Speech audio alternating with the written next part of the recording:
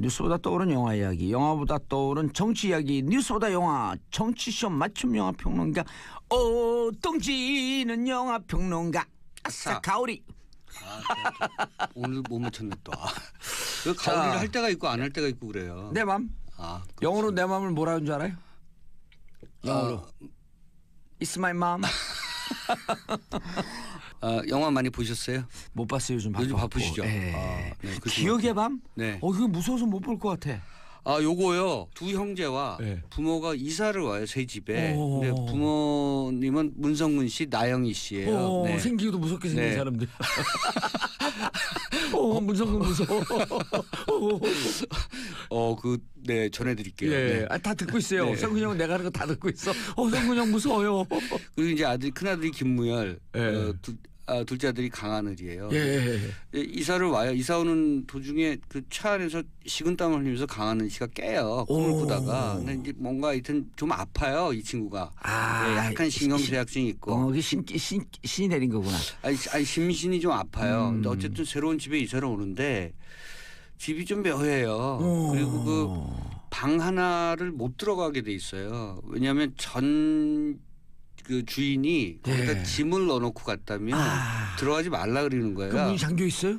잠겨 있지도 않아요. 근데 이제 밤마다 꿈을 꾸는데 그 방문이 끼익 열리고 누가 오는 것 같고 그렇죠. 그리고 또 갑자기 소스라치게 깨면 같이 자던 형이 나가는 거예요. 그래서 어느 날 형을 쫓아가 보니까 형이 아닌 거예요. 하여튼 얘기가 여기까지. 그런데 이제 제가 이 영화에 대해서 깜짝 놀란 것은 이렇게 공포스러운 부분이 있구나. 예상치도 못하게 이런 거 하나 하고 이게 상당히 정치적이고 사회적인 영화예요. 그래요? 네. 그래서 근데 무서워요. 일단 너무 떨려 지금. 그리고 그래서 슬퍼요. 뒷부분에 가면. 그래서 저는 성근 형이 좀 슬퍼요. 좀 슬프게 나와요. 네. 왜냐하면 약간 그 예상치도 못하는 반전 속에서 다른 인물이 되거든요. 네. 그래서 이제 그렇군요. 역설적으로 슬퍼요. 근데 영화는 재밌어요? 저는 올 하반기에 나온 그 작품 가운데 가장 흥미롭고 가장 문제작이라고 생각합니다. 저는 그 생각지도 못했고요. 사실은 장항준 감독이 예전에 라이터를 켜라, 불어라 봄바람 등등 해서 좀 유머러스한 영화들을 많이 만들었거든요. 코미디 영화의 어떤 그 새로운 그 경지를 만든다 뭐 이런 모토를 갖고 있었던 감독이고 사실은 TV 버라이어티 쇼를 통해서 많이 나왔던 많은 대중들에게 사랑을 받았던 감독이고요.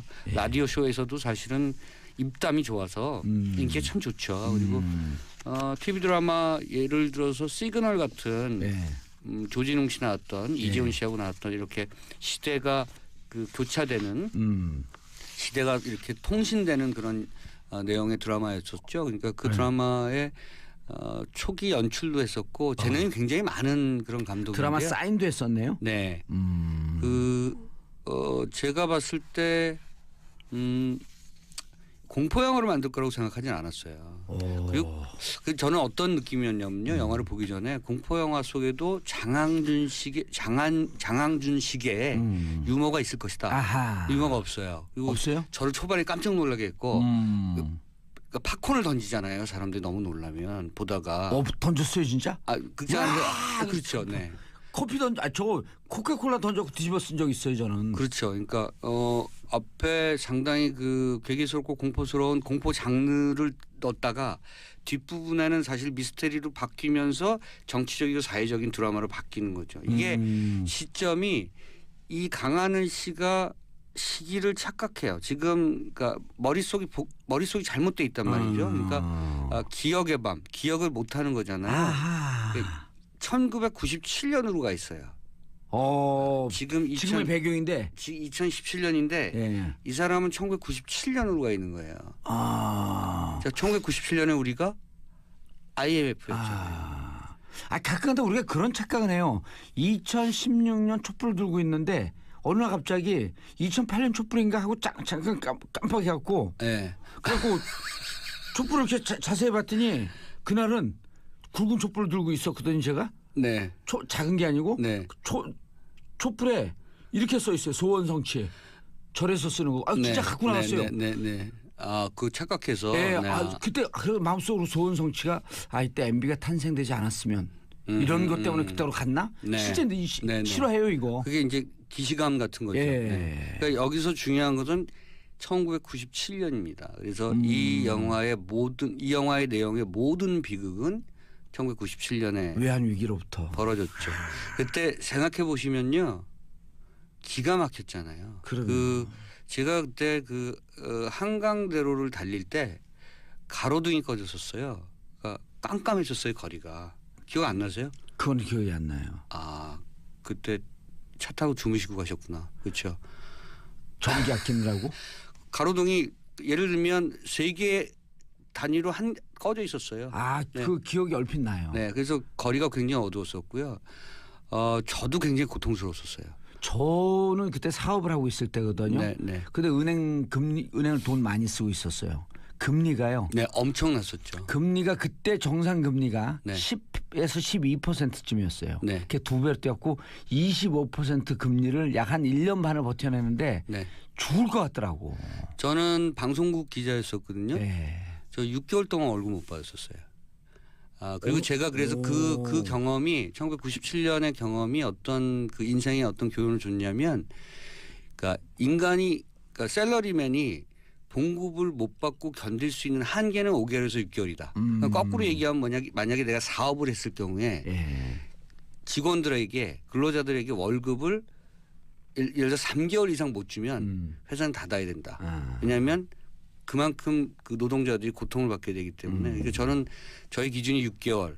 그러니까 개인적으로 버티는 기준은 6개월. 6개월은 어떻게든 뭐 예를 들어서 뭐 초기에는 얻어먹고도 다니고 맞아요. 그렇게 하지만 6개월까지 못 버티거든요. 제가 한 가지 더 말씀드리면, 그 보도국 기자들은 또 뭐 편집국 기자들도 마찬가지인데 선후배 간에 그런 불문율 같은 게 있어서 후배들이 밥값 못 내게 하잖아요. 근데 이제 밥값이 없으니까 후배들이 밥 먹으러 가자 그러면 밥을 먹었다고 하거나 약속이 있다고 하거나 요랬던 기억이 제가 맞아요. 굉장히 아픈 기억이었어요. 저는 사실은 이게 1980년대에 그 수많은 일을 겪었던 것보다 더 사실은 내상이 많았고 정신적 트라우마가 많았던. 왜냐하면 궁핍해진다고 하는 것이, 그리고 미래 사회에 대한 계획을 세울 수 없다는 그 불안증이라고 하는 것이 얼마나 많은 이후에 많은 어떤 정신적인 그런 것들을 겪게 만드니, 저는 아직도 불안증이 있거든요.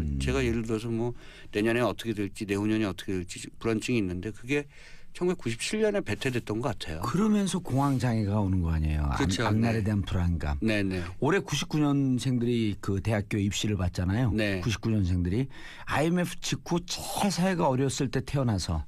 그렇죠. 네. 그러니까 아주 그냥 뭐랄까 DNA상에 박혀 있는 부분이 있는 거죠. 그리고 자기들이 촛불을 들어서 정권을 대통령도 끌어냈고 네네네. 심지어는 수능까지 일주일 연기시켜버린.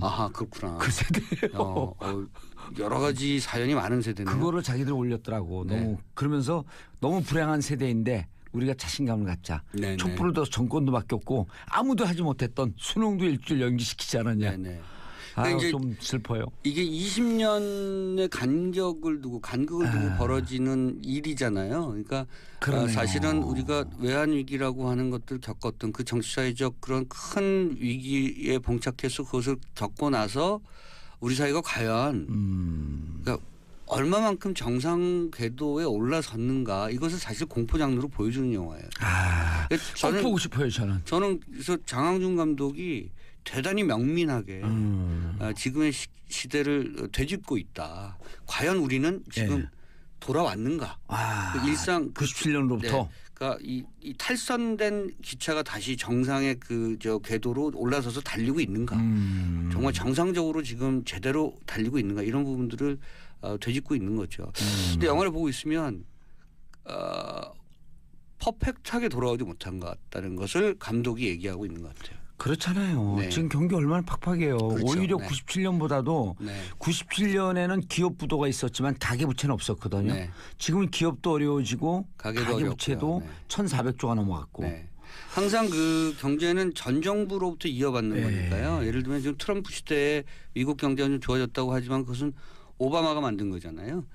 그러니까 지금 예를 들어서 새로운 정부에서 경기가 어렵다는 것은 아마 지난 4년이나 지난 9년 동안에 여러 가지 적폐들, 여러 가지 경제적 문제들이 지금 와서 노골화되고 있는 것이 아닌가 생각하고 이것이 극복되기까지는 한 1, 2년 걸릴 것이고 3, 4년 걸릴 것인데 이 영화 기억의 밤이 그것을 다시 한번 기억하게 만드는 작품이라고 생각하고요. 저는 장항준 감독이 오랜만에 문제작을 내놨다고 생각합니다. 예. 네. 그전에 문제작을 안 내놨다는 뜻이에요? 그렇게 말씀하실 줄 알았어요. 네. 장항준 감독하고 누가 선배예요? 제가 이제 한참 위죠. 한참 위에요. 네. 장항준 감독한테 얘기해 줘야겠다. 아니 저 가깝습니다. 네. 네. 그래서 가깝기 때문에 원래 가까운 사람한테 뒷박 맞아요. 정확히 말씀하셨는데 이 영화가 약간 뒤통수 맞는 기분이에요. 공포 영화 뭐 이게 무슨 얘기지 하다가 이런 우리가 슬픈 20년의 역사를 갖고 있구나라고 하는. 네. 이 97년 위 외환위기로부터 우리 사회가 정상으로 돌아온 것 같아? 아니다. No. 우리에겐 뭔가 그런 유령 같은 뭔가의 존재가 배회하고 있거나 등등. 아직도 그때의 망령이 계속되고 있지 않고 있다. 네. 예. 그리고 강하늘, 김무열 씨가 원래 연기를 굉장히 잘하는 친구들이에요. 김무열 씨도 이렇게 둘 다 반전에 반전을 거듭하는 캐릭터거든요. 근데 계속 오버랩되는 어떤 그런 자기 역할들을 너무나 스무드하게 잘 넘어가요. 그러니까 김무열은 놀랄만한 어떤 최후의 반전이 있습니다. 그래서 영화는 상당히 슬프고요. 그리고 비극이고. 예. 그래서 좀 어둡지만 여러분들께 꼭 지금의 시대를 한번 되짚어 본다는 의미에서 정봉주 쇼의 청취자라면 이 영화를 봐야 된다는 생각을 저는 꼭 하고 있습니다. 강하늘 씨가 지금 생각해 보니까 세시봉에서 윤형주 분으로 나왔네요. 네. 잘생긴. 약간 고분위기잖아요. 약간 귀티나고 약간 도회적으로. 그리고 목소리도 좀 약간 여성적이고. 알겠습니다. 네. 기억의 밤. 기억의 밤. 97년도를 기억해봐라. 네. 과연 우리는 그것으로부터 다시 현실로 돌아왔는가. 97년도에 과연 무슨 일이 있었고 그것이 지금까지 어떤 영향을 미치고 있는가 뭐 이런 거죠. 그리고 97년 그때부터 본격적으로 사회 양극화가 시작되는 시점이거든요. 그렇죠. 네. 그리고 신자유주의가 마지막 신자유주의가 이제 마지막 정점을 찍을 그렇죠. 때. 네. 알겠습니다. 자, 두 번째 영화. 이거는 저 굉장히 단순한 의미로 선택했습니다. 이게 2006년작인데요. 약 10년 전 영화인데 지금 개봉하는 영화는 아니죠? 아니죠. 네. VOD나 IPTV로 충분히 찾아보실 수 있는 그리고 보고 싶어요. 나름 재밌어요. 케빈 코스트너가 머리가 좀 덜 빠졌을 때 많이 빠졌죠 지금은. 근데 이제 케빈 코스트너가 그래도 머리가 좀 있을 때 2006년도에 참여했던 주연 아니었어요. 케빈 코스트너가 이때부터 좀 조연으로 빠지기 시작했는데요. 애쉬튼 커처가 주연인 가디언입니다. 구조대원 얘기예요. 구조대원. 네. 가디언이라고 하게 되면 이제 보통 보호자 이런 뜻인데. 네네. 이 구조 요원들에 대한 얘기고 구조 요원들을 훈련하는 훈련 팀장이 케빈 코스트너예요. 케빈 코스트너. 이들이 어떻게 훈련을 받고 어떻게 실제 상황에 뛰어들게 되고 사람을 어떻게 구하게 되느냐 이런 드라마. 그러니까 사실은 미국에 이런 드라마 많거든요. 그러니까 일종의 영웅담을 그린 거잖아요. 소방관, 구조대원, 의사, 등등 구급 의사를 포함해서 이런 분들에 대한 얘기를 굉장히 극적인 드라마를 활용해서 극적인 장치를 활용해서 얘기를 재미있게 꾸민 작품들이 많은데 그 중에 하나가 저는 사실은 가디언이 최근에 나온 최근 10년 동안에 나온 작품 중에서 이런 작품 중에서 가장 짜임새가 좋은 영화라는 생각이 들었습니다. 근데 제가 이걸 생각하게 된 이유는 충분히 짐작하시겠습니다만 요즘 공무원 수준 저도 딱 그 생각했어요. 그걸 가지고 이제 찬성 반대가 많고 근데 늘 뉴스를 보면 요즘 이번에 낚싯배 사고를 포함해서 여러 사고가 있을 때마다 늘 부족한 게 이런 공무원분들 아니겠습니까? 구급 요원들 정말 부족하고. 이번에 공무원 수 증원 문제 갖고 국회에서 예산안 갖고 이제 회의록 보면은 이낙연 총리한테 야당 의원이 이렇게 얘기해요. 공무원 늘리지 말라니까요. 그러니까 이낙연 총리가 이렇게 얘기합니다. 공무원 아니고요. 소방관, 경찰관, 택배원입니다. 네. 공무원 넣지 말라니까요. 아 소방관, 택배원, 경찰입니다. 이 말이 계속 반복이 돼요. 그러면서 박창호군요. 이번에 그렇죠. 그러니까 이번에 그 서로 사실 공무원은 행정공무원 늘리지 말라고 하는 거고 또 정부에서는 무슨 얘기입니까? 사무직 공무원 한 명도 없어요. 9,500명이 다 현장 생활과 안전과 연루된 공무원입니다. 하는데 이제 그것을 정부안이 2,000몇 명이었다 줄이고 9천 몇 명이 되었죠. 제가 하나 여쭤보고 싶은 게 있어요. 거꾸로. 그러니까 이렇게 어쨌든 공무원 수든 이게 뭐 소방관 구조대원 수든 어쨌든 이런 수를 늘리는 것은 저는 예전 루즈벨트의 뉴딜 정책 같은 거 아니겠습니까? 그렇죠. 그런 거죠. 이쪽이 늘어나면 고용 효과가 창출되고 그러면 낙수 효과가 발생하는 건데 왜 반대를 하는 보수 쪽에서는 작은 정부 지향이잖아요. 정부의 그 기업이 늘려야 된다. 그리고 민간에서 일자리가 가는 것은 민간에서 늘려야 된다. 그러니까 안전 요원이 필요하고 그다음에 민간에서 일자리 늘리기 위한 마중물로서 역할을 좀 하자. 그래서 총 중앙직과 지방직까지 다 하게 되면 올해 내년에 늘어나는 공무원 수가 24,475명이에요. 예. 왜냐하면 중앙직이 그 9,500명, 지방직이 약 한 14,000명쯤 해갖고 24,475명. 이런 숫자를 정확하게 하는 진행자가 별로 없어요. 그 원고도 없이. 원고가 어디 있어요? 원고는 우리가 원고하면 재판장처럼 느껴요. 원고 피고. 이게 문제야. 다 좋다가. 우리 법정 드라마 좋아해요. 어쨌든 제 주변의 그 젊은 친구들 제가 가르친 제자들도 그렇고요. 뭐 지금 일자리 때문에 굉장히 고민하는데 좀 이렇게 좀 확충시켜주는 게 저는 굉장히 바람직하다고 생각하고. 타협을 좀 했으면 좋겠는데 어쨌든 그래서 이 영화는 약간 영웅담스럽게 그려내는. 왜냐하면 이게 2005년에 그 허리케인 카트리나가 강타했을 때요. 맞아요. 그때 주민이 3만 5천 명 정도가 됐습니다. 요 주민들을 대피시킨 미국의 해안경비대 활약상이 대단했었거든요. 그래서 그 활약상의 모습을 다큐멘터리처럼 그리면 좀 재미없으니까 이야기는 항상 누군가 영웅이 되는 게 좋잖아요. 그래서 애시튼 커처가 원래 말썽꾸러기였는데 그리고 이 해안구조대의 그 훈련 과정을 보면 정말 혹독하더라고요. 정말 영화상으로 얘기하는 것이 맞다면 왜냐하면 물속에서 그 뭐 호흡하는 거 포함해서 어마어마한 그 혹독한 훈련을 거치는데 그 기준을 통과하지 못하면 해양 경비가 될 수가 없는 거예요. 그런데 이제 해양 경비가 되는 것이 그만큼 이들에게는 자긍심과 자부심을 주는 거고 그리고 이 커뮤니티에서 해안 경비대에게 그만큼 뭐랄까요 그 리스펙트를 주는 거죠.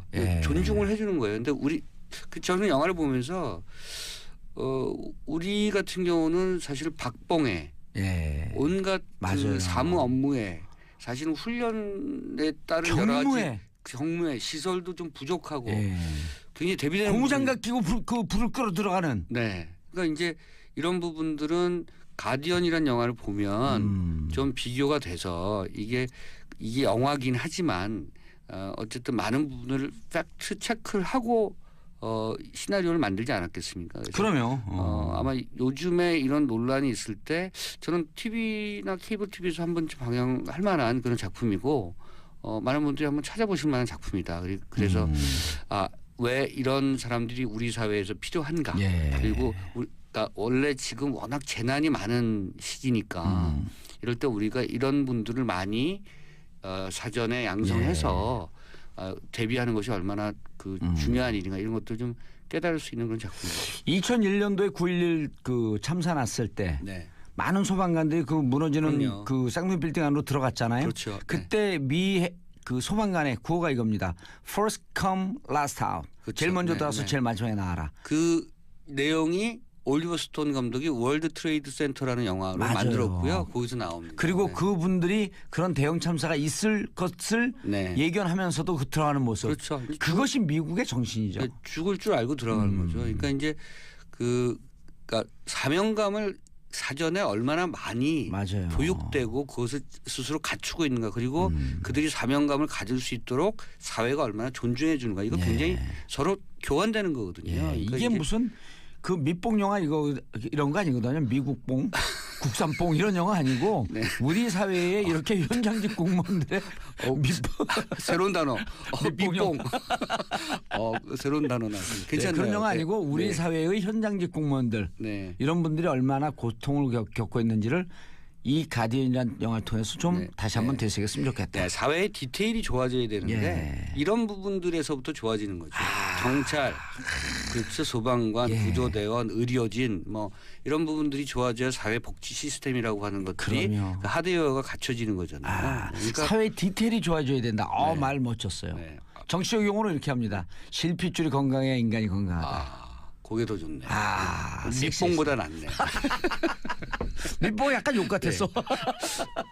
제가 나중에 한번 써먹을게요. 요거 밑봉 영화입니다. 뭐 이러면서. 예, 알겠습니다. 네. 자, 오동진 평론가님 토요일 1부 순서 감사하고요. 인사하시고요. 다음 주에 뵙겠습니다. 예, 저는 97년 IMF 때죠. 이때 발매된 노래 듣습니다. 델리 스파이스의 차우차우 듣고 2부로 다시 돌아오겠습니다. 채널 고정하소서소소. 과학 전문 기자 자리하셨습니다. 네, 안녕하십니까, 강량구입니다. 예, 어서 오세요. 네, 반갑습니다. 여기 쓰여 있어요. 인사 이렇게. 네.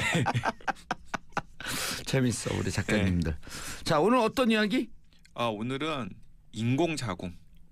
인공자궁? 예. 그 최근에 이제 그 오호. 낙태 합법화를 둘러싸고 예. 논란이 임신 굉장히 중절이라고 이제 표현하죠. 임신 중절, 예. 의학적으로는 임신 중절이고 그리고 이제 뭐 이제 일상 용어로는 이제 낙태를 둘러싸고 이제 사회적인 논란이 굉장히 거세잖아요. 그런데 이제 최근에 이 과학계, 의학계에서 화두가 되는 이제 생식 기술 중에 하나가 이제 인공자궁이기 때문에 이제 인공자궁이라는 게 도대체 어떤 맥락에서 개발이 되었고 현재 수준은 어디까지 왔고 만약에 인공자궁이 정말 성공적으로 안착이 되면 어떤 일들이 생길까 이런 것들을 좀 이렇게 같이 이야기를 나눠보는 시간으로 가져왔습니다. 예. 전혀 생소한데요? 인공자궁이 아마 다들 생소하실 텐데 그 올해 초에 이제 인공자궁과 관련된 예. 약간 센세이셔널한 실험 결과가 발표가 되었어요. 예. 어떤 결과냐면은 그 미국의 이제 필라델피아 아동병원의 연구진들이 인공자궁을 이제 비닐팩으로 만든 거예요. 비닐팩? 플라스틱 비닐팩으로 인공자궁을 만든 겁니다. 그래서 그 인공자궁에 이제 사람으로 따지면 한 23주에서 24주 정도의 태아에 해당하는 램, 예. 양의 태아를 그 비닐팩 인공자궁에 넣고 이제 성장을 시킨 거예요. 그리고 이제 그 실험 결과를 이제 논문으로 발표를 하면서 전 세계가 이제 발칵 뒤집힌 거죠. 왜냐하면 그 양의 태아를 비닐팩으로 만든 인공자궁에서 키워낼 수가 있다면은 인간도 가능할 것이다. 인간도 가능하지 않겠느냐라는 전망이 나오는 것이기 때문에 네. 사실은 그 1997년에 복제양 돌리가 처음 세상에 등장했을 때도 사람들이 깜짝 충격이었던 게 양을 복제할 수 있다면 사람도 복제할 수 있는 것 아니냐라는 전망 때문에 이제 많은 사람들이 깜짝 놀랐던 거잖아요. 이제 그것과 마찬가지로 이 비닐팩으로 만든 인공자궁에서 양의 태아를 키워낼 수 있다면 사람의 태아도 키워낼 수 있는 것 아니야 인공자궁으로 이러면서 이제 뭐 여러 가지 이제 논란도 과학계에서도 논란이 벌어지고 뭐 윤리계에서도 논란이 벌어졌는데 일단은 여기서 이제 중요한 게 뭐냐면 필라델피아 아동병원의 연구진들이 인공자궁을 개발을 했잖아요. 네. 이 사람들은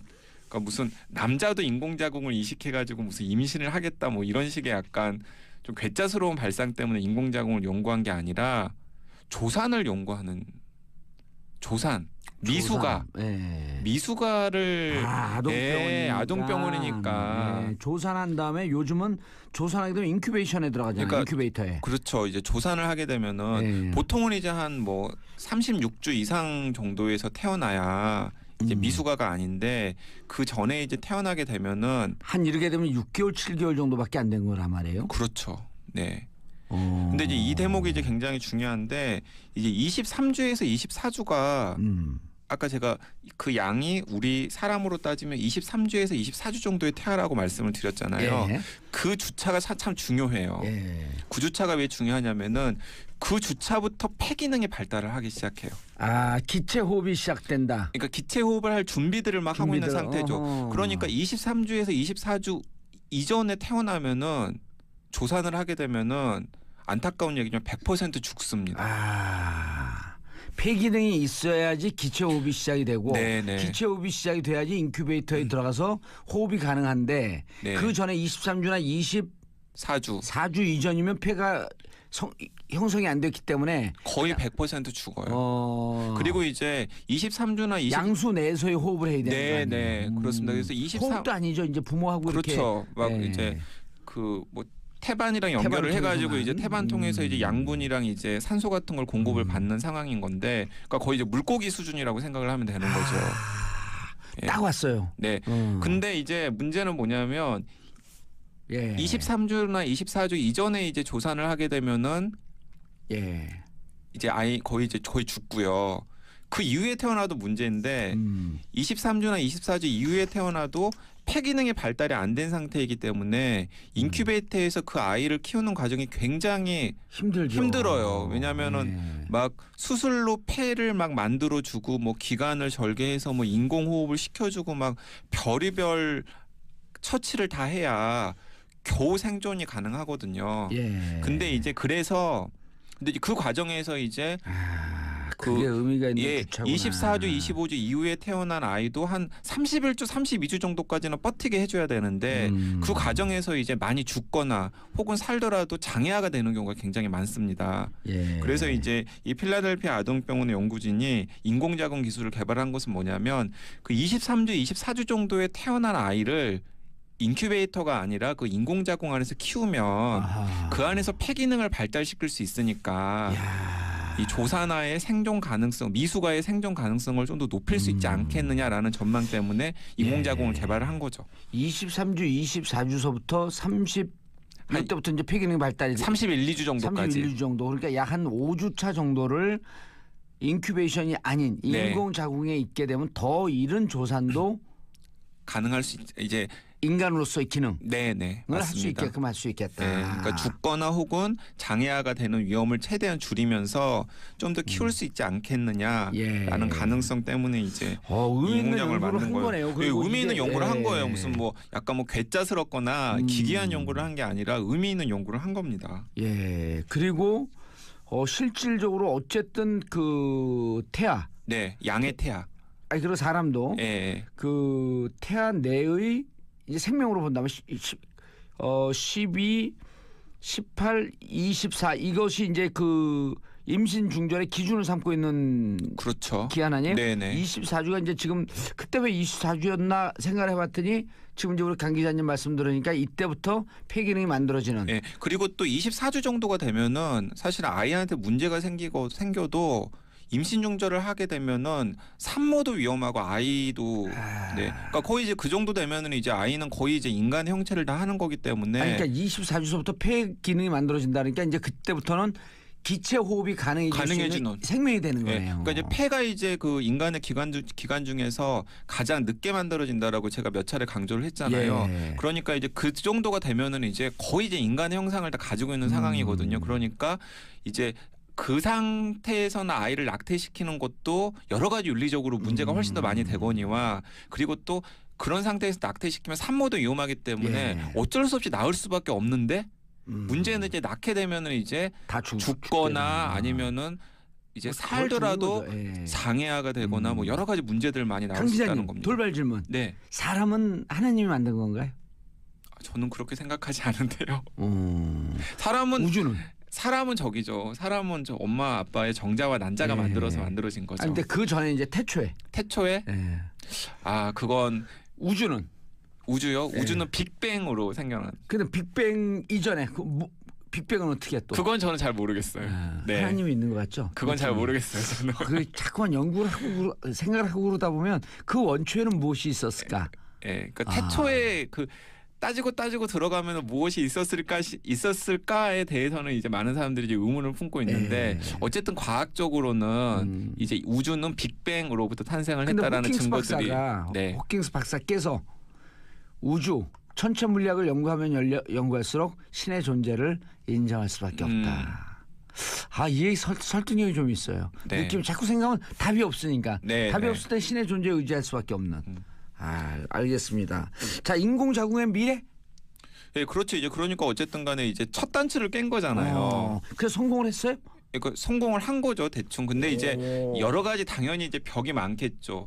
이제 양의 태아가 아니라 사람의 태아로 실험을 할 수 있을지 여부도 사실은 불확실한 상황인 거고. 그 실험할 수도 없는 거 아니에요? 네, 그렇죠. 거기에다가 그리고 또 사람의 양의 태아에서 성공했다 그래서 사람의 태아에서 꼭 성공하리라는 보장도 없거니와 거기도 또 그 정말 생명의 신비잖아요. 예. 그 엄마의 자궁 안에서 이제 태아가 자라면서 뭐 호흡도 하고 양분도 공급받고 여러 가지 면역 물질 등등을 공급받는 그런 신비로운 현상인데 그걸 과연 인간이 과학적으로 정확하게 재현할 수 있을지에 대해서는 사실은 회의적인 시각이 훨씬 더 많은 것 같아요. 그러나 회의적인 거로부터 우리 인류 물질 문명은 발전해온 거 아니에요? 그렇죠.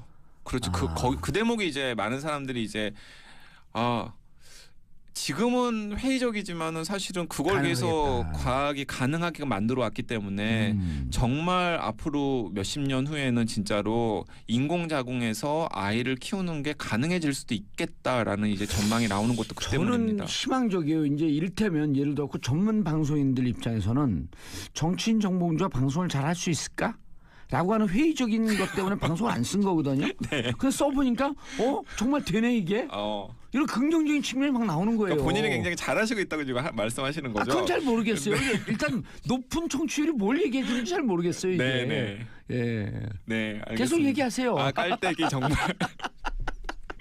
아니, 그러니까 무언가 이렇게 도전하고 이분들의 시도가 태아 사망률을 줄여야 되겠다라고 하는 의도. 맞습니다. 아주 이런 그 도덕적으로도 인류적으로도 의미 있는 발상을 한 거 아니에요. 여기서 이제 그 중간에 이제 제가 이제 잠깐 이제 좀 말씀을 하면은 그 조산이 진짜 무서운 거예요. 무서워요. 네. 산모도 위험해지잖아요. 네, 조산이 굉장히 무서운 거고 그래서 이 방송을 들으시는 분들 중에서 혹시 임신을 계획하거나 임신하신 분들이 있으면은 흔히들 어른들이나 병원에서 임신 초기에 주의하라는 얘기는 굉장히 많이 해요. 예. 근데 이제 어느 정도 기간이 지나면은 조금 안전하다고 얘기를 하는데 사실 이때 굉장히 조심해야 됩니다. 맞아요. 25주에서 27주 정도에 굉장히 조심을 해야 돼요. 왜냐하면은 최근에 병원에서 조산나의 비중이 굉장히 늘어나고 있거든요. 근데 이제 두 가지 경우 때문에 그러는데 요즘에 많은 이제 임신부들이 사회 활동을 계속 하시잖아요. 맞아요. 직장을 다니고 그러다 보니까 사실은 자꾸 하중이 밑으로 쏠리기 때문에 스트레스를 받기 때문에 태아가 조산할 위험이 예전보다 훨씬 더 커졌고요. 그리고 직장에서 일을 하다 보면 스트레스 받잖아요. 맞아요. 스트레스 지수가 높아지게 되면 그게 이제 당연히 또 이제 태아한테 안 좋은 그럼 아이도 같이 스트레스 받아서 막 나오고 싶어 한단 말이죠. 그러니까 그런 게 있고 그다음에 또 다른 하나는 요즘에 이제 난임 시술을 많이 받잖아요. 난임 시술을 받으면 임신 확률을 높이기 위해서 이제 배란을 여러 개를 착상하다 보니까 난임 시술을 받다 보면은 쌍둥이나 다태아를 이렇게 뱃속에 가지고 있는 경우가 굉장히 많거든요. 그래서 인공수정일 경우에는 거의 쌍둥이가 많잖아요. 맞습니다. 근데 한 명만 가지고 있어야 될 자궁이 쌍둥이 2명, 3명을 가지고 있다 보니까 자꾸 하중이 밑으로 실리니까 그것도 또 조산의 위험도 굉장히 커지는 거예요. 그래서 어쨌든 간에 조산을 굉장히 주의를 하셔야 되고 사실은 그런 맥락에서 이제 이 인공자궁도 나왔다라는 걸 제가 다시 한번 말씀을 드리고요. 이제 그럼 이제 상상 영역으로 넘어가서 기반한 발상을 해야죠. 인공 수정을 시킨 다음에 어쨌든 수정란과 배아 상태를 이제 여성의 몸속으로 집어넣는 게 아니라 이제 그 인공 자궁에서 키우는 일이 이제 앞으로 가능해진다면은 도대체 어떤 일이 생길까? 야, 벼랑 안에 에일리언 영화 기억나시죠? 네, 기억나죠. 이렇게 모에 매달려 있는 튜브 안에 거기서 에일리언 배양을 하잖아요. 새끼들을. 네? 그렇게 그 인공 수정에 그런 게 이제 가능해지는 거죠. 근데 이제 그런 영화 같은 일이 가능해지면은 여기서 이제 문제가 되는 게 여성한테는 도움이 되는 일일까? 여성이 임신으로부터 해방될까? 임신으로부터 해방될까? 어떻게 될 것 같으세요? 전 잘 모르겠어요. 전 과학자가 아니기 때문에. 그러니까 이제 이걸 가지고 이제 여러 과학자가 아니라 방송자가 아니라. 일단은 그 부모가 되는 데 대한 장벽은 굉장히 낮아질 것 같아요. 인공수정에게 성공하면 나는 애 더 낳을 거야. 애 더 낳을 거다. 그렇죠. 그러니까 부모가 되기 위한 욕구를 가지고 있는 분들이라면은 어쨌든 간에 인공 자궁까지도 있는 상황이니까 훨씬 더 이제 아이를 더 낳고 키우고 싶다라는 마음을 가진 분들한테는 좀 희소식일 수 있겠죠. 또 하나 네. 지금 우리 그 출산율이 세계 최하위 아니에요. 네. 인구 절벽. 네. 그리고 이게 뭐 그 22세기 지나가면 대한민국이라고 하는 나라가 없을 수 있다라고 하니까 국가가 네. 미래 플랜으로 난자하고 정자를 받아서 국가가 부모인 애가 나오는 거예요. 그게 이제 그 올더스 헉슬리의 그 디스토피아 소설이 멋진 신세계에서 이제 나온 발상이잖아요. 난 책을 안 보고도 이런 발상 어떻게 할 수 있을까? 근데 이제 그게 과연 행복한 사회냐는 거죠. 국가가 아이가 필요하기 때문에 아니죠. 이런 거죠. 예를 들어 그 강양구 기자와 A라고 하는 여성이 그 사는데 네. 결혼하기도 힘들고 여러 가지로 힘들고 그러니까 국가가 하고 계약을 맺는 거예요. 네. 자, 우리의 아이다. 우리의 난자와 정자를 주겠다. 다만 나서 기르는 모든 비용은 국가가 대라. 나는 부모로서의 권리, 난자와 정자를 줬기 때문에 부모로서의 권리를 향유할 뿐 의무는 국가가 져라. 이런 네. 국가와 계약관계 형성이 될 수 있을 거 아니에요. 근데 이제 그게 어떤 사람들한테는 이제 국가가 이제 그 필요한 노동력을 이제 충당하기 위해서 이제 계획적으로 이제 아이를 계획 출산을 해서 키우는 그런 약간의 그런 좀 무섭죠. 네, 무서운. 왠지 그 뭐죠 그 동물농장. 네, 맞습니다. 1984 뭐 이런 느낌 이런 느낌을 주는. 전체주의 국가의 탄생. 네, 일단 그런 게 하나가 있고요. 그다음 또 다른 하나는 이제 그 과연 여성이 출산으로부터 해방될 것인가를 놓고서도 이제 여러 가지 논란이 있는데 한편으로는 이제 인공자궁이 있기 때문에 여성들이 이제 출산의 고통으로부터 해방될 수 있을 것이라는 기술적 전망이 나오는 것도 사실이지만은 예를 들어 이런 것도 있는 거죠. 그러니까 자기는 그냥 예를 들어 직장을 다녀요. 여기 SBS가 있는데 SBS에 이제 그 뭐 여성 PD들이나 여성 기자들 많이 있잖아요. 예. 아니면 근데 이제 여성 작가분들 여성 작가들. 예. 근데 여성 PD나 여성 기자나 여성 작가가 이제 나는 이제 아이를 임신했기 때문에 출산 휴가를 내야 됩니다. 휴직을 해야 됩니다라고 회사에 얘기를 하는 거예요. 근데 회사에서 왜 너는 인공수정을 안 했어? 왜 그럼 인공자궁에서 안 키워? 그거 허락 못 해줘. 인공자궁에서 그냥 키워. 그런 출산휴가 그런 육아휴직 못 해줘. 우리 회사의 생산성을 떨어뜨리는 거기 때문에. 그냥 회사 입사할 때 계약을 그런 임신을 인공 자궁으로만 아니 뭐 그런 식의 이제 얘기를 할 수도 있고요. 그다음에 또 이런 거죠. 뭐 저출산이 막 국가적인 문제가 됐는데 예를 들어서 이제 나는 별로 엄마가 되기 싫단 말이에요. 부모가 되기 싫은 사람들이 있을 수 있잖아요. 예, 그런 사람이 있을 수 있잖아요. 그런데 사회적으로 지탄을 받는 거예요. 너 왜 부모가 안 되냐? 근데 요즘에는 이제 그런 거잖아요. 요즘에 나 저기 뭐야 정자에 문제가 있어요. 아니면은 뭐 자궁에 문제가 있어요. 여러 가지 핑계를 댈 수 있잖아요. No problem. 그런데 이제 다 해결할 수 있어. 그렇기 때문에 이제 부모가 안 되는 사람들 알겠습니다. 혹은 엄마가 안 되는 사람들에게 낙인이 찍힐 수도 있고. 예. 이 얘기를 갖고 그냥 한 10시간 할 수 있을 것 같아요. 이 상상력으로. 그러니까 이제 여기서 이제 제가 강조하고 싶은 것은 인공자궁이라는 기술이 어떤 식으로 활용될지가 또 결국에는 모르지만 사회적인 사회 문화, 정치 사회 문화적인 그런 인식과 긴밀하게 연관이 있다라는 겁니다. 적어도 정치인들은 이런 인공자궁이 가능한 시대로 오고 있기 때문에 미래의 현재의 어떠한 정책, 여성 정책을 취할 것인가라고 하는 것을 고민해봐라. 네. 그런데 이 뛰어난 기술인데 왜 생리통약은 개발을 못했는데요? 그러니까 그게 이제 제가 이제 또 방송 마무리하기 전에 던지고 싶은 얘기인데 여성분들을 해방시켜야 될 거 아니에요. 제가 여성들을 얘기하면서 뭐 인공자궁 이런 얘기를 하면은 뭐 코웃음을 쳐요. 아니 우리가 지금 세상의 절반이 한 달에 한 번씩 겪는 생리통약도 개발을 못하고 있는 상황에서 무슨 얼어 죽을 인공자궁 타령이냐. 아니 뭐 생리통에는 땡땡땡 뭐 이런 광고 하잖아요. 근데 그 땡땡땡은 사실은 생리통을 전담하는 치료약이 아니라 소염 진통제인 거죠. 진통제예요. 소염 진통제. 그것도 거기에 소염 성분이 들어가 있기 때문에 몸에 굉장히 부하를 주거든요. 그런데 왜 그러면은 생리통 이렇게 막 뭐 달에도 가고 막 과학 기술이 막 휘황찬란하게 발전하는데 생리통약을 개발을 못했을까? 많은 사람들이 그 중요한 이유 중에 하나로 과학계나 의학계에 여성들이 별로 없었잖아요, 여태까지. 그런 거예요? 네. 그러니까 사실은 관심을 거기로 두지 않는 거죠. 제가 쇼킹한 역사적인 사실을 얘기를 해보면은 20세기 초반까지, 그러니까 1930년대까지만 하더라도 의학계, 과학계 대부분의 정설이 무엇이었냐면 생리통을 뭐라고 설명을 했었냐면은 생리할 때마다 임신을 하지 않는 여성에게 주어지는 형벌이라고. 야, 그건 좀 그런 말을 누가 이제 그 사람들 다시 역사에서 다시 소환해갖고 처벌해야 돼. 그래서 이제 생리통이 너무나 자연스러운 현상이다라는 게 나온 게 1930년대 이후부터라는 거죠. 관심 가지면 해결될 수 있겠다. 그렇죠.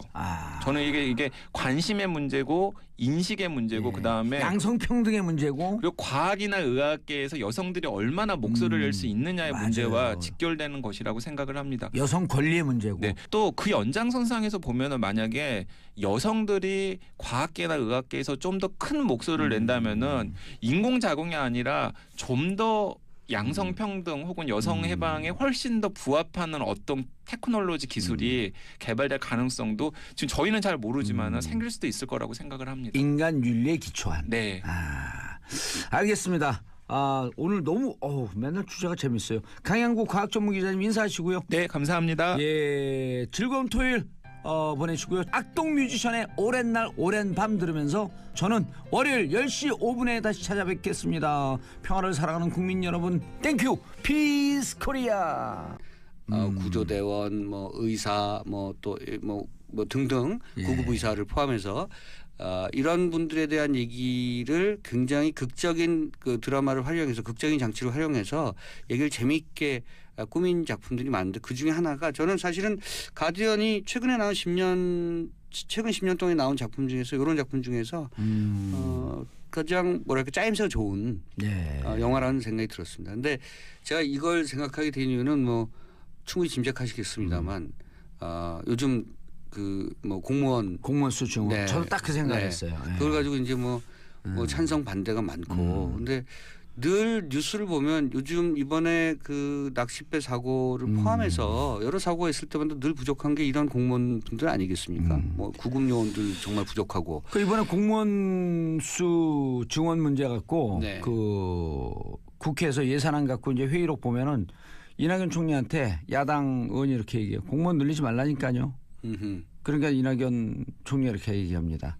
공무원 아니고요. 소방관, 경찰관, 택배원입니다. 공무원 늘리지 말라니까요. 소방관, 택배원, 경찰입니다. 이 말이 계속 반복이 돼요. 그러면서 이번에 그렇죠. 그러니까 이번에 그 서로 사실 공무원은 행정공무원 늘리지 말라고 하는 거고 또 정부에서는 무슨 얘기입니까?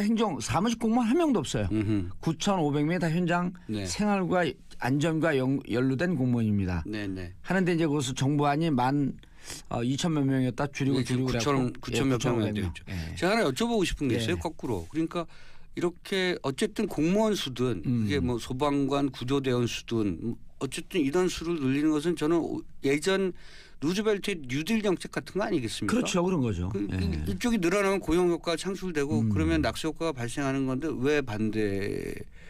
왜 반대를 하는 보수 쪽에서는 작은 정부 지향이잖아요. 정부의 그 기업이 늘려야 된다. 그리고 민간에서 일자리가 가는 것은 민간에서 늘려야 된다. 그러니까 안전 요원이 필요하고 그다음에 민간에서 일자리 늘리기 위한 마중물로서 역할을 좀 하자. 그래서 총 중앙직과 지방직까지 다 하게 되면 내년에 늘어나는 공무원 수가 24,475명이에요. 예. 왜냐하면 중앙직이 그 9,500명, 지방직이 약 한 14,000명쯤 해갖고 24,475명. 이런 숫자를 정확하게 하는 진행자가 별로 없어요.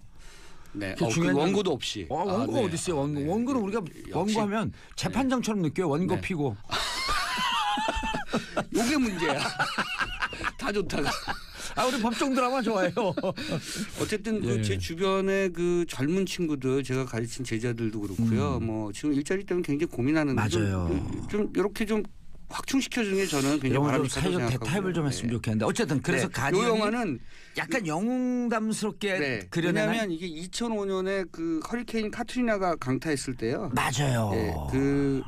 그때 주민이 3만 5천 명 정도가 됐습니다. 요 주민들을 대피시킨 미국의 해안경비대 활약상이 대단했었거든요. 그래서 그 활약상의 모습을 다큐멘터리처럼 그리면 좀 재미없으니까 이야기는 항상 누군가 영웅이 되는 뭐 예를 들어서 뭐 초기에는 얻어먹고도 다니고 그렇게 하지만 6개월까지 못 버티거든요. 제가 한 가지 더 말씀드리면 그 보도 기자들은 또 뭐 편집국 기자들도 마찬가지인데 선후배 간에 그런 불문율 같은 게 있어서 후배들이 밥값 못 내게 하잖아요. 근데 이제 밥값이 없으니까 후배들이 밥 먹으러 가자 그러면 밥을 먹었다고 하거나 약속이 있다고 하거나 요랬던 기억이 제가 맞아요. 굉장히 아픈 기억이었어요. 저는 사실은 이게 1980년대에 그 수많은 일을 겪었던 것보다 더 그 사실은 그 내상이 많았고 정신적 트라우마가 많았던 왜냐하면 그 궁핍해진다고 하는 것이 그리고 미래 사회에 대한 그 계획을 세울 수 없다는 그 불안증이라고 하는 것이 얼마나 그 많은 이후에 많은 그 어떤 정신적인 그런 것들을 겪게 만드는지 저는 아직도 불안증이 있거든요. 제가 예를 들어서 뭐 내년에 어떻게 될지 내후년에 어떻게 될지 불안증이 있는데 그게 1997년에 배태됐던 것 같아요. 그러면서 공황장애가 오는 거 아니에요. 그렇죠. 앞날에 대한 불안감. 네네. 올해 99년생들이 그 대학교 입시를 받잖아요. 네. 99년생들이 IMF 직후 제일 사회가 어려웠을 때 태어나서. 아하 그렇죠. 예. 네. 그러니까 그 아주 그냥 뭐랄까 DNA상에 박혀 있는 부분이 있는 거죠. 그리고 자기들이 촛불을 들어서 정권을 대통령도 끌어냈고 네네네. 심지어는 수능까지 일주일 연기시켜버린. 아하 그렇구나. 그 세대예요. 여러 가지 사연이 많은 세대네요. 그거를 자기들 올렸더라고. 네. 너무 그러면서 너무 불행한 세대인데 우리가 자신감을 갖자. 네네. 촛불을 들어서 정권도 바뀌었고 아무도 하지 못했던 수능도 일주일 연기시키지 않았냐. 네네. 이제 좀 슬퍼요. 이게 20년의 간격을 두고 벌어지는 일이잖아요. 그러니까 사실은 우리가 외환 위기라고 하는 것들을 겪었던 그 정치사회적 그런 큰 위기에 봉착해서 그것을 겪고 나서 우리 사회가 과연 그러니까 얼마만큼 정상 궤도에 올라섰는가 이것을 사실 공포 장르로 보여주는 영화예요. 꼭 보고 싶어요 저는. 그래서 장항준 감독이 대단히 명민하게 지금의 시대를 되짚고 있다. 과연 우리는 지금 돌아왔는가? 그 일상 97년로부터. 네. 그러니까 이 탈선된 기차가 다시 정상의 저 궤도로 올라서서 달리고 있는가? 정말 정상적으로 지금 제대로 달리고 있는가? 이런 부분들을 되짚고 있는 거죠. 근데 영화를 보고 있으면 퍼펙트하게 돌아오지 못한 것 같다는 것을 감독이 얘기하고 있는 것 같아요. 그렇잖아요. 네. 지금 경기 얼마나 팍팍해요. 그렇죠. 오히려 네. 97년보다도 97년에는 기업 부도가 있었지만 가계부채는 없었거든요. 네. 지금은 기업도 어려워지고 가계도 가계부채도 어렵고요. 1,400조가 넘어갔고. 네. 항상 그 경제는 전 정부로부터 이어받는 거니까요. 예를 들면 지금 트럼프 시대에 미국 경제가 좀 좋아졌다고 하지만 그것은 오바마가 만든 거잖아요. 그러니까 지금 예를 들어서 새로운 정부에서 경기가 어렵다는 것은 아마 지난 4년이나 지난 9년 동안에 여러 가지 적폐들, 여러 가지 경제적 문제들이 지금 와서 노골화되고 있는 것이 아닌가 생각하고 이것이 극복되기까지는 한 1, 2년 걸릴 것이고 3, 4년 걸릴 것인데 뉴스보다 떠오른 영화 이야기, 영화보다 떠오른 정치 이야기, 뉴스보다 영화, 정치쇼 맞춤 영화 평론가, 똥지는 영화 평론가, 아싸 가오리. 오늘 못 맞췄네 또. 그 가오리를 할 때가 있고 안 할 때가 있고 그래요. 내 맘. 영어로 내 맘을 뭐라 하는 줄 알아요? 영어로. It's my mom. 영화 많이 보셨어요? 못 봤어요. 요즘 바쁘시죠? 네, 기억의 밤? 네. 그거 무서워서 못 볼 것 같아. 요거요. 두 형제와 부모가 이사를 와요. 새 집에. 오. 근데 부모님은 문성문 씨, 나영희 씨예요. 네. 생기기도 무섭게 생긴 사람들. 문성문 무서워. 네, 전해드릴게요. 네. 다 듣고 있어요. 네. 성근 형은 내가 하는 거 다 듣고 있어. 성근 형 무서워요. 그리고 이제 큰아들이 김무열, 둘째 아들이 강하늘이에요. 이사를 와요. 이사 오는 도중에 그 차 안에서 식은땀을 흘리면서 강하늘 씨가 깨요. 꿈을 꾸다가. 근데 이제 뭔가 하여튼 좀 아파요. 이 친구가. 약간 신경쇠약증이 있고. 신이 내린 거구나. 아니 심신이 좀 아파요. 근데 어쨌든 새로운 집에 이사를 오는데 집이 좀 묘해요. 그리고 그 방 하나를 못 들어가게 돼 있어요. 왜냐하면 그 주인이 거기다 짐을 넣어놓고 갔다면 들어가지 말라 그러는 거예요. 그럼 문이 잠겨 있어요? 잠겨 있지도 않아요. 근데 이제 밤마다 꿈을 꾸는데 그 방문이 끼익 열리고 누가 오는 것 같고 그렇죠. 그리고 또 갑자기 소스라치게 깨면 같이 자던 형이 나가는 거예요. 그래서 어느 날 형을 쫓아가 보니까 형이 아닌 거예요. 하여튼 얘기가 여기까지. 그런데 이제 제가 이 영화에 대해서 깜짝 놀란 것은 이렇게 공포스러운 부분이 있구나. 예상치도 못하게 이런 거 하나 하고 이게 상당히 정치적이고 사회적인 영화예요. 그래요? 네. 그래서 근데 무서워요. 일단 너무 떨려 지금. 그리고 그래서 슬퍼요. 뒷부분에 가면. 그래서 저는 송근영이 좀 슬퍼요. 좀 슬프게 나와요. 네.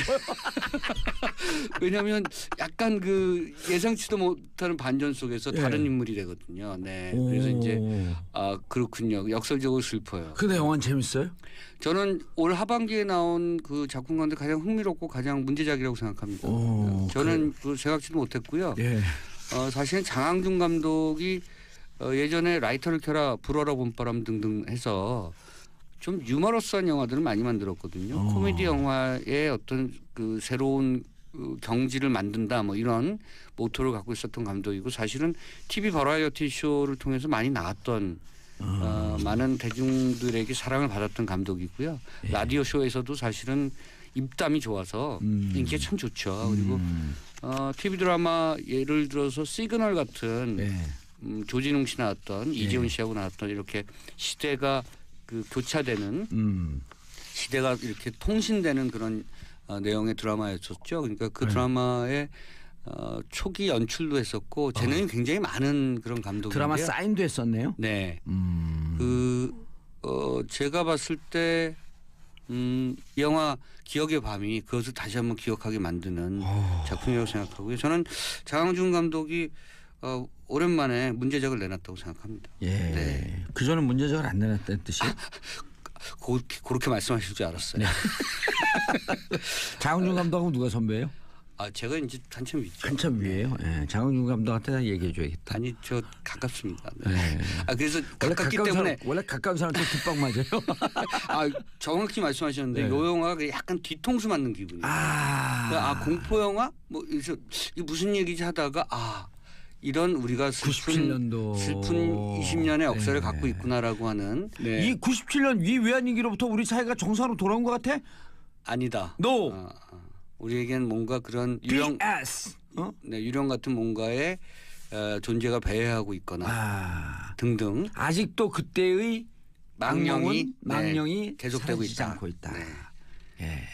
그리고 강하늘, 김무열 씨가 원래 연기를 굉장히 잘하는 친구들이에요. 김무열 씨도 이렇게 둘 다 반전에 반전을 거듭하는 캐릭터거든요. 근데 그 계속 그 오버랩되는 어떤 그런 자기 역할들을 너무나 스무드하게 잘 넘어가요. 그러니까 김무열은 놀랄만한 어떤 그 최후의 반전이 있습니다. 그래서 영화는 상당히 슬프고요. 그리고 비극이고. 그래서 좀 어둡지만 여러분들께 꼭 지금의 시대를 한번 되짚어 본다는 의미에서 정봉주 쇼의 그 청취자라면 이 영화를 봐야 된다는 생각을 저는 꼭 하고 있습니다. 강하늘 씨가 지금 생각해 보니까 세시봉에서 윤형주 분으로 나왔네요. 예, 잘생긴. 약간 고분위기잖아요. 약간 귀티나는. 귀티나고 약간 도회적으로. 그리고 목소리도 좀 약간 여성적이고. 알겠습니다. 네. 기억의 밤. 기억의 밤. 기억의 밤. 97년도를 기억해봐라. 네. 과연 우리는 그곳으로부터 다시 현실로 돌아왔는가. 97년도에 과연 무슨 일이 있었고 그것이 지금까지 어떤 영향을 미치고 있는가. 뭐 이런 거죠. 그리고 97년 그때부터 본격적으로 사회 양극화가 시작되는 시점이거든요. 그렇죠. 네. 그리고 신자유주의가 마지막 신자유주의가 이제 마지막 정점을 찍을 그렇죠. 때. 네. 알겠습니다. 자, 두 번째 영화. 이거는 저 굉장히 단순한 의미로 선택했습니다. 이게 2006년작인데요. 약 10년 전 영화인데 지금 개봉하는 영화는 아니죠? 아니죠. 네. 뭐 VOD나 IPTV로 충분히 찾아보실 수 있는 그리고 보고 싶어요. 나름 재밌어요. 케빈 코스트너가 머리가 좀 덜 빠졌을 때 많이 빠졌죠 지금은. 근데 이제 케빈 코스트너가 그래도 머리가 좀 있을 때 2006년도에 참여했던 주연 아니었어요. 그 케빈 코스트너가 이때부터 좀 조연으로 빠지기 시작했는데요. 애쉬튼 커처가 주연인 가디언입니다. 구조대원 얘기예요. 구조대원, 가디언이라고 하게 되면 이제 보통 보호자 이제 이런 뜻인데. 네네. 이 구조요원들에 대한 얘기고 구조요원들을 훈련하는 훈련 그 팀장이 케빈 코스트너예요. 케빈 코스트너. 이들이 어떻게 훈련을 받고 어떻게 그 실제 상황에 뛰어들게 되고 사람을 어떻게 구하게 되느냐 이런 드라마. 그러니까 사실은 미국에 이런 드라마 많거든요. 그러니까 일종의 영웅담을 그린 거잖아요. 소방관. 공포 영화를 만들 거라고 생각하지는 않았어요. 그리고 저는 어떤 느낌이었냐면요. 영화를 보기 전에 공포 영화 속에도 장항준식의 유머가 있을 것이다. 아하. 유머가 없어요. 그리고 없어요? 저를 초반에 깜짝 놀라게 했고 그러니까 팝콘을 던지잖아요. 사람들이 너무 놀라면 보다가. 던졌어요 진짜? 그렇죠. 네. 커피 저 코카콜라 던져고 뒤집어 쓴 적 있어요 저는. 그렇죠. 그러니까 앞에 상당히 그 괴기스럽고 공포스러운 공포 장르를 넣었다가 뒷부분에는 사실 미스테리로 바뀌면서 정치적이고 사회적인 드라마로 바뀌는 거죠. 이게 시점이 이 강하늘 씨가 시기를 착각해요. 지금 그러니까 머릿속이 잘못돼 있단 말이죠. 그러니까 기억의 밤, 기억을 못 하는 거잖아요. 그러니까 1997년으로 가 있어요. 지금의 배경인데 2017년인데 예. 이 사람은 1997년으로 가 있는 거예요. 자, 1997년에 우리가 IMF였잖아요. 가끔가다 우리가 그런 착각을 해요. 2016년 촛불을 들고 있는데 어느 날 갑자기 2008년 촛불인가 하고 잠깐 깜빡해갖고 네. 그래갖고 촛불을 이렇게 자세히 봤더니 그날은 굵은 촛불을 들고 있었거든요 제가. 네. 작은 게 아니고 네. 촛불에 이렇게 써 있어요. 소원성취. 절에서 쓰는 거. 진짜 갖고 나왔어요. 네. 그 착각해서. 네. 그때 마음속으로 소원성취가 이때 MB가 탄생되지 않았으면 이런 것 때문에 그때로 갔나? 네. 실제 싫어해요 이거. 그게 이제 기시감 같은 거죠. 예. 네. 그러니까 여기서 중요한 것은 1997년입니다. 그래서 이 영화의 내용의 모든 비극은 1997년에 외환위기로부터 벌어졌죠. 그때 생각해 보시면요. 기가 막혔잖아요. 제가 그때 한강대로를 달릴 때 가로등이 꺼졌었어요. 그러니까 깜깜해졌어요 거리가. 기억 안 나세요? 그건 기억이 안 나요. 그때 차 타고 주무시고 가셨구나. 그렇죠. 전기 아끼느라고? 가로등이 예를 들면 3개 단위로 꺼져 있었어요. 네. 그 기억이 얼핏 나요. 네, 그래서 거리가 굉장히 어두웠었고요. 저도 굉장히 고통스러웠었어요. 저는 그때 사업을 하고 있을 때거든요. 네. 근데 은행을 돈 많이 쓰고 있었어요.